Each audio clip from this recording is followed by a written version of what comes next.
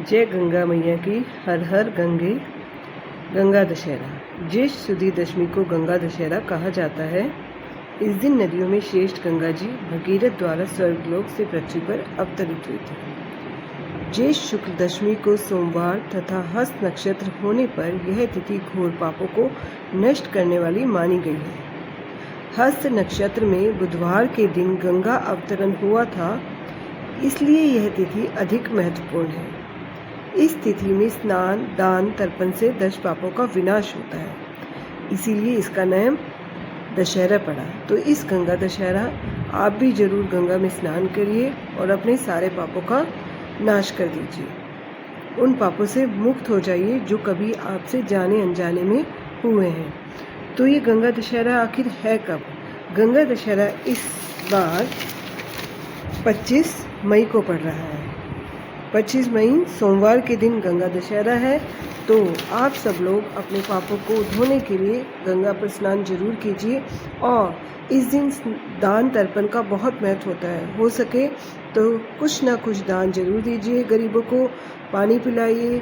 जल का दान बहुत अच्छा होता है। तो मतलब अपनी तरफ से जो अपनी श्रद्धा से, अपनी इच्छा अनुसार जो भी आप दान करना चाहते हैं वो दान जरूर दीजिए। अब हम गंगा दशहरा से संबंधित एक प्राचीन कथा सुनते हैं। प्राचीन काल में अयोध्या में सगर नाम के राजा राज्य करते थे। उनके केशिनी तथा सुमति नामक 2 रानियां थीं। पहली रानी के एक पुत्र असमंजस का उल्लेख मिलता है, परंतु दूसरी रानी सुमति के 60,000 पुत्र हुए थे। एक बार जब राजा सगर अश्वमेध यज्ञ कर रहे थे, उसी समय यज्ञ पूर्ति के लिए एक घोड़ा छोड़ा गया। इंद्र यज्ञ को भंग करने के लिए उस घोड़े को चुराकर कपिल मनु के आश्रम में बांध आए। राजा ने उसे खोजने के लिए 60,000 पुत्रों को भेजा। खोजते खोजते वे कपिल मुनि के आश्रम में पहुंचे तथा समाधिस्थ मुनि के क्रोधाग्नि में जलकर भस्म हो गए।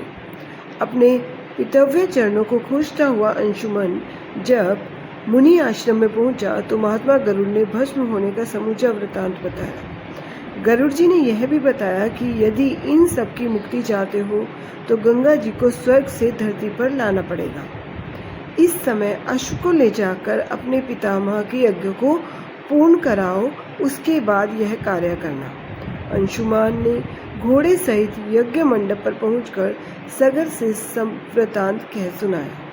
महाराज सगर की मृत्यु के उपरांत अंशुमान और उनके पुत्र दिलीप जीवन पर्यंत तपस्या करके भी गंगा जी को मृत्यु लोक में न ला सके।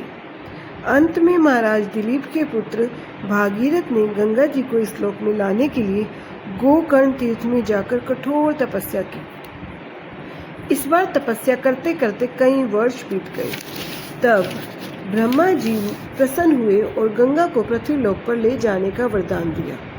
ब्रह्मा जी के कमंडल से छूटने के बाद समस्या यह थी कि गंगा जी के वेग को संभालेगा कौन।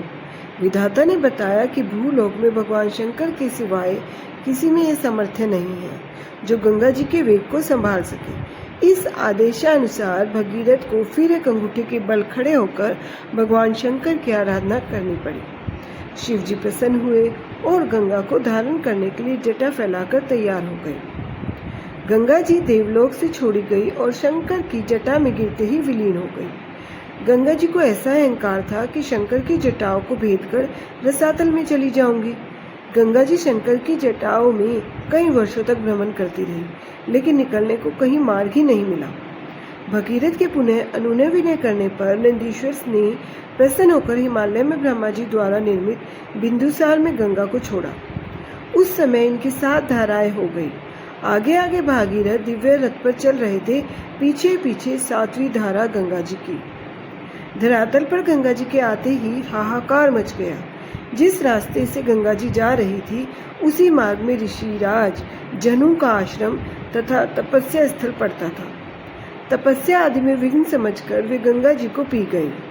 फिर देवताओं ने अनुनय की, प्रार्थना की, पर उन्हें पुनः जांग से निकाल दिया। तभी से ये जनु पुत्री या जानवी कहलाई। इस प्रकार अनेक स्थानों पर तरन तारण करती जानवी ने कपिल मुनि के आश्रम में पहुंचकर सगर के 60,000 पुत्रों के भस्मावशेषों को तारकर मुक्त किया। उसी समय ब्रह्मा जी ने प्रकट होकर भगीरथ के कठिन तप और सगर के 60,000 पुत्रों के अमर होने का वर दिया। तदनंतर यह घोषित किया गया कि तुम्हारे ही नाम पर गंगा जी का नाम भागीरथी होगा। अब तुम अयोध्या में जाकर राजकाज संभालो। ऐसा कहकर ब्रह्मा जी अंतर्धान हो गए। इस वरदान से भागीरथी पुत्र लाभ तथा सुखपूर्वक राज्य भोग कर